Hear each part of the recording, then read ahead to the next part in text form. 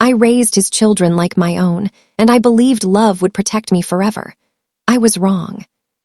The first time I saw Mark's children, they stood behind him like scared kittens, holding each other's hands. Emily was 8, thin and quiet, with eyes that looked older than her face. Jason was 6, restless, gripping a toy car with a broken wheel. Their mother had died 2 years earlier, and grief still hung around them like a heavy coat. "This is Linda," Mark said softly. "She's going to be living with us." Emily stared at me without blinking. Jason hid his face in Mark's leg. I bent down to their level and smiled. "Hi, I make the best pancakes in the world, with extra chocolate chips." Jason peeked out. "Better than Mom's?" he asked. My heart squeezed, but I kept smiling.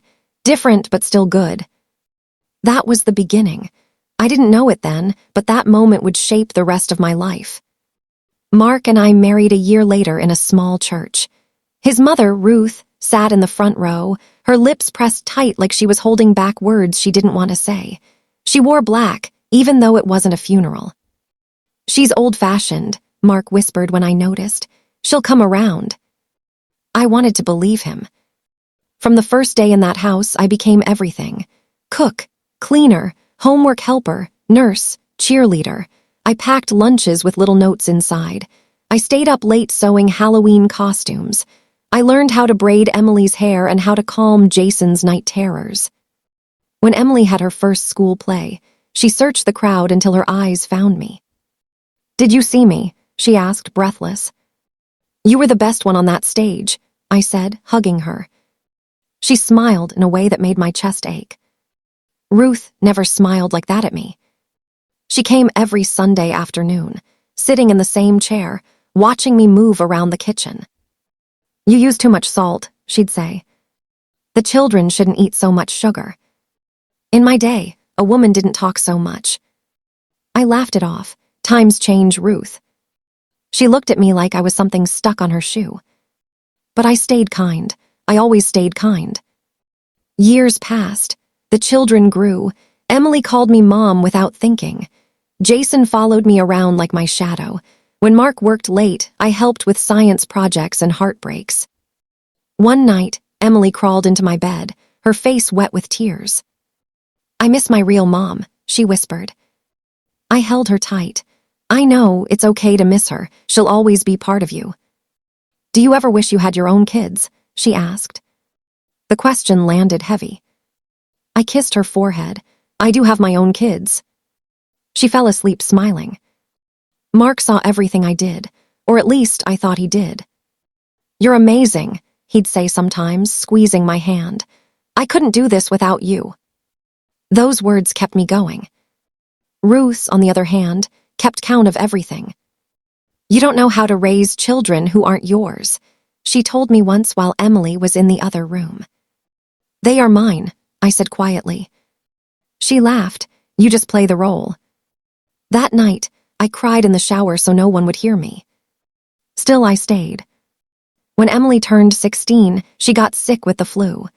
I didn't sleep for 2 nights, checking her fever, changing cold cloths, whispering stories until she drifted off. Ruth came by and shook her head. "You're too soft. She'll grow weak." "She needs care," I snapped. Ruth's eyes flashed. "Care from blood." Mark pulled me aside later. "Please don't argue with her." That hurt more than I expected. I pushed it down, like I always did. Then my body began to change. It started with small things. I felt tired all the time. My hands shook when I held a cup. I blamed age, stress, too many years of giving without resting. One morning, I collapsed in the kitchen. Emily screamed. Jason called 911 with shaking hands. Mark held my face, panic written all over him. At the hospital, the doctor spoke gently. "You need rest, serious rest." Ruth stood in the corner, arms crossed. At home, I moved slowly. Emily brought me tea. Jason fluffed my pillows. They hovered like scared birds. "You did this for us," Jason said. "Now let us do it for you." My heart melted. Ruth came over the next day. She looked at me lying there, weak, pale, unable to stand. Then she spoke. And what she said didn't just hurt me. It cracked something inside my chest that had been holding on for years. She leaned close, her voice calm, sharp, and clear. This is why women like you should never forget their place. I stared at her, my mouth dry. She glanced at the children, then back at me. You gave everything to children that were never yours, and now look at you. Emily froze in the doorway. Jason's hands balled into fists. Ruth straightened up. When a woman like you is no longer useful, she becomes a burden. The room went silent. I wanted to scream. I wanted to disappear. But before I could speak, Emily stepped forward, her voice shaking with anger. Don't talk to my mom like that. Ruth smiled coldly. She is not your mother. That was the moment something inside me broke. And Mark was standing right there, saying nothing. I closed my eyes, fighting tears, wondering if all the love I poured into this family had ever truly been mine. Outside, thunder rolled. The silence after Ruth's words was louder than the thunder outside. Emily stood frozen, her hands shaking. Jason moved closer to me, like he was trying to protect my body with his small frame. Mark remained near the window, staring at nothing, his jaw tight. Ruth broke the silence first. Mark, she said calmly, like she hadn't just torn my heart open. You know I'm right. I opened my eyes and looked at him. I waited. I needed him to speak, just one sentence, one word. Mark cleared his throat. Mom, maybe this isn't the time. That was it. Not stop. Not apologize. Not she's my wife. Just not the time. Something inside me went cold. Ruth sniffed. Fine, I'll leave you all to deal with this. As she walked out, she paused at the door and added, think about the future. Blood always comes first. The door shut. Emily burst into tears. How could she say that? She cried. How could Dad let her? Mark rubbed his face. She didn't mean it that way. I laughed. It came out dry and broken. Then how did she mean it, Mark? He didn't answer. Jason climbed onto the couch beside me. You're not a burden, he said fiercely. You're the reason we're okay. That was when I finally cried. Not loud, not dramatic, just quiet tears that slid into my hair and soaked my pillow. That night I barely slept. Every memory played in my head like a movie I could not stop. Every lunch I packed, every fever I cooled, every time I chose those children over myself. Had I really been invisible all along? The next morning, Emily refused to go to school. I'm not leaving you alone, she said, crossing her arms. I'll be fine, I lied. Mark had already left for work without saying much. Just a quick kiss on my forehead, like I was something fragile he didn't want to break further. Ruth didn't come that day, or the next. But her words stayed. A week passed. I felt weaker. Moving from the bed to the bathroom felt like climbing a mountain. The doctor adjusted my medication and warned me again. Stress will slow your recovery. I almost laughed. One afternoon, I overheard Mark on the phone in the kitchen. She's still not well, he said quietly. Yes, I know what you think. I held my breath. No, Mom, the kids, he stopped, lowered his voice. We'll talk later. When he came back into the room, I pretended to be asleep. That night, Emily sat beside me, brushing my hair like I used to brush hers. Did you know, she said softly, that my real mom loved yellow roses? I didn't know that, I whispered. She told me once before she died, Emily swallowed. But you always brought daisies, and now when I see them, I think of you. Tears slipped down my face again. I'm scared, she admitted. Grandma is acting like you don't belong here. I took her hand. Belonging isn't something other people give you. It's something you build. She nodded slowly, like she was memorizing my words. 2 days later, Ruth returned. This time, she didn't come alone. She came with papers. She sat at the table like a queen, spreading them out neatly. I've spoken to a lawyer, she said. My heart dropped. Mark looked confused. What? Ruth sighed. This house was purchased with my late husband's money. Technically, it was always meant for my son and his children. My head spun. What are you saying? I asked. She met my eyes without shame. I'm saying arrangements must be made. If anything happens to you, or even if it doesn't, this property should stay in the family. Amelie jumped up. She is family. Ruth ignored her. You are not on the deed, Lunda. I looked at Mark. Is that true? He hesitated. That hesitation felt like another knife. Yes, he said quietly, but that doesn't mean. It means everything, I said. My chest tightened. The room tilted. Jason shouted, You're trying to push her out. Ruth smiled thinly. I'm protecting what belongs to my blood. That word again. Blood. I stood up too fast and nearly fell. Amelie caught me. Ruth watched without moving. You see, she said calmly, weak, this family needs strength. Something snapped inside me. For 15 years, I said slowly, I was strong for everyone in this house. Ruth leaned back, and now? I opened my mouth to answer. But before I could, Mark spoke. Mom, stop. We all turned to him. My heart pounded. Was this it? Was he finally choosing? He looked torn, his eyes moving from me to the children, then back to Ruth. I think, he said carefully, we need to think about what's best for the kids. My heart sank. Ruth smiled in victory. Amelie stared at her father like she didn't recognize him anymore. And in that moment, I realized something terrifying. I had given my life to this family. But when I became weak, I was standing completely alone. I didn't sleep that night. The house felt different, like it was quietly pushing me out. Every sound made me flinch, the ticking clock, the fridge humming, even the walls felt like they were listening. Around 2 a.m., I heard whispering. I opened my eyes. Mark's voice drifted from the hallway, low, careful. I know, Mom, but the kids. I slowly sat up, my heart racing. She's not their real mother, Ruth said. Her voice was sharp, confident. They'll adjust. My stomach twisted. I'm not saying she has to leave immediately, Mark replied. She's still sick. So, Ruth snapped. Illness doesn't change facts. She has no claim, no blood, no protection. I covered my mouth to stop myself from making a sound. You need to think long-term, Ruth continued. If she stays, the children will grow confused. They'll forget their real mother. That hurt more than everything else. Mark sighed. She raised them. So did the nanny for a while, Ruth said coldly, and she left too. Silence.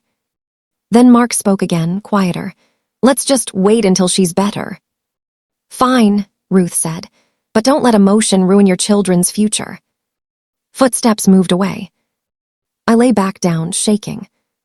So this was it. I wasn't a wife. I wasn't a mother. I was something temporary.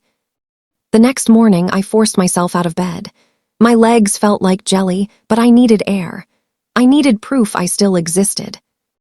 Amelie was at the table, pretending to eat cereal. She looked up and smiled too fast. Morning, Mom. The words still made me ache. Jason came running in from outside. I'm late for school. Mark grabbed his bag. Hurry up. No one mentioned the night before. Ruth arrived later, like she owned the place. She brought soup. I made this for the children, she said loudly, setting it on the counter. They need proper food. Amelie crossed her arms. Lunda cooks just fine. Ruth ignored her. She turned to me. You should rest. Too much movement is dangerous. I'm not broken, I said. She raised an eyebrow. That's debatable. Amelie slammed her spoon down. Why are you so mean to her? Ruth finally looked at her. Because kindness without sense destroys families. Jason frowned. She never destroyed us. Ruth smiled tightly. Children don't understand these things. Mark cleared his throat. Mom, please. Ruth sighed dramatically. I worry about you, Mark. You look tired. He nodded. It's been a lot. She placed a hand on his arm. Imagine how peaceful things could be if responsibilities were simpler. I watched her plant the idea like a seed. Later that day, I found a folded envelope on the dresser. My name was written on it. Inside was a note, short, clean. Lunda, I think it may help if you consider staying with your sister for a while, just until things settle. We can talk later. Mark. My hands shook. Staying with my sister. Leaving my home. Leaving the children. Emily walked in and saw my face. What's wrong? I handed her the note. She read it once, then twice. Her face changed. He wants you to leave, she whispered. I think he wants space, I said. That's not space, she said fiercely. That's pushing you out. Jason ran in. What's happening? Emily hugged him. Nothing, everything's fine. But nothing was fine. That evening, Mark tried to explain. It's temporary, he said, just until you're stronger. Stronger for what? I asked. For everything, he said vaguely. I laughed softly. You mean until your mother feels comfortable? He didn't deny it. Emily stood up. If she goes, I go. Mark snapped his head toward her. Don't be dramatic. I'm serious, she said. She's my mom. Ruth walked in right on time. That's enough, she said sharply. Children don't make decisions. Emily turned to her. Then stop trying to make mine for me. Ruth's face hardened. Jason grabbed my hand. You promised you wouldn't leave. I squeezed his fingers, my chest burning. I promised I'd always love you. That night, I packed a small bag. Just in case. I didn't cry. I felt empty. As I zipped the bag, I noticed something strange. A drawer I never used was slightly open. Inside were old documents. Bank papers. Property records. And a name I didn't expect to see. Mine. My heart skipped. Had Mark made a mistake? Or was there something Ruth didn't want me to know? I heard footsteps coming down the hall. I quickly closed the drawer, slipped the papers under my pillow, and lay back down, pretending to sleep. Because suddenly, I wasn't just weak. I was curious. And something told me the truth had been hidden for a very long time. I waited until the house was quiet. The lights were off. The TV downstairs hummed softly, then went silent. A door closed. Footsteps faded. Only then did I sit up and pull the papers from under my pillow. My hands trembled as I opened them. The first page was a property document. I read my name once. Then again. Linda Thompson. Owner, Linda Thompson. My breath caught. I flipped through the pages faster. Dates, signatures, a notary stamp. My head spun. This house, the house Ruth claimed belonged to Blood. It was in my name. Not Mark's. Not Ruth's. Mine. I felt dizzy. At the bottom of one document was Mark's signature. And beside it, Ruth's. They both knew. They had always known. A sharp laugh escaped my throat, half shock, half pain. All those years, all those comments, all that control. It wasn't about Blood. It was about power. The next morning, I didn't pretend to be weak. I got dressed slowly but firmly. I brushed my hair. I wore the blue sweater Emily once said made me look strong. I carried the papers downstairs. Ruth was already there, sipping tea like a queen on her throne. Mark sat at the table, tired, avoiding my eyes. Emily and Jason hovered nearby, sensing something big was about to happen. I placed the documents on the table. Ruth frowned. What's this? Read it, I said calmly. She adjusted her glasses and scanned the page. Her face changed. The color drained. Mark looked over, his eyes widened. Linda, he started. I raised my hand. Let her finish. Ruth's lips trembled. This can't be right. Oh, it is, I said. You signed it yourself. You said it was just paperwork. You told me it was for tax reasons. She stood up abruptly. That was never meant to. To give me ownership, I finished. Too late. Emily gasped. What does it mean? I looked at her, then at Jason. It means, I said softly, this is legally my home. Jason's eyes went wide. So Grandma can't kick you out. Ruth snapped. This is not a child's discussion. It became their discussion when you tried to erase me from their lives, I said. Mark finally spoke. Linda, I didn't think you'd ever look at those papers. That sentence told me everything. So you were okay letting your mother humiliate me, I said, as long as I stayed quiet. He rubbed his face. I was trying to keep peace. No, I said firmly. You were trying to keep control. Ruth's voice rose. After everything I've done for this family. You tried to throw me out when I was sick, I said. You called me a burden. Emily stepped forward. You hurt her. Jason nodded. You made her cry. Ruth looked at them, stunned. I did it for you. Emily shook her head. You did it for yourself. Silence filled the room. I took a deep breath. My chest hurt, but my voice was steady. For years, I stayed because I loved this family, I said. I still love these children, but love doesn't mean accepting cruelty. I turned to Mark. I will not leave my home, but things will change. His eyes were wet. Are you saying you want me to leave? I'm saying, I replied, that until you decide whether I am your wife or a convenience, we need space. Ruth grabbed her purse. You'll regret this. I looked her straight in the eye. No, I regret staying silent. She walked out furious. The door slammed. Jason hugged my waist. Emily wrapped her arms around me. You're our mom, Emily whispered. No paper changes that. Tears finally came, but this time they weren't weak. They were free. Mark stood there, broken, unsure. And as I held the children I raised as my own, I knew one thing clearly. I was done being invisible. What happens next? We'll decide whether this family survives, or finally tells the truth it's been hiding all along. Years later, people would ask me how I survived that season of my life. I always smiled and said, I stopped begging to belong. After that day, everything changed. Mark moved out quietly. No shouting, no drama, just boxes and long silences. He said he needed time to think. I told him time only works when truth walks with it. Ruth never returned. Not even once. She sent messages through others, none through me. Pride is heavy when it has nowhere to sit. Emily graduated high school with honors. When they called her name, she searched the crowd. Her eyes found me. She smiled the same smile she gave me when she was 8 years old. Jason grew taller than me and still hugged me like a little boy. On Mother's Day, he wrote, "Thank you for choosing us every day." I framed it. As for me, my health slowly returned.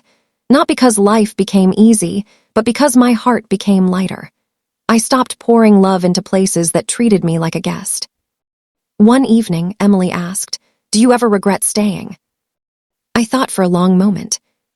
No, I said, because love given freely is never wasted, but I do regret forgetting myself. She nodded, understanding more than her age. This house still stands. Warm, loud, full of laughter. Not because of blood, but because of love that refused to disappear. And if there's one thing my story taught me, it's this. You don't need to be born into a family to be real.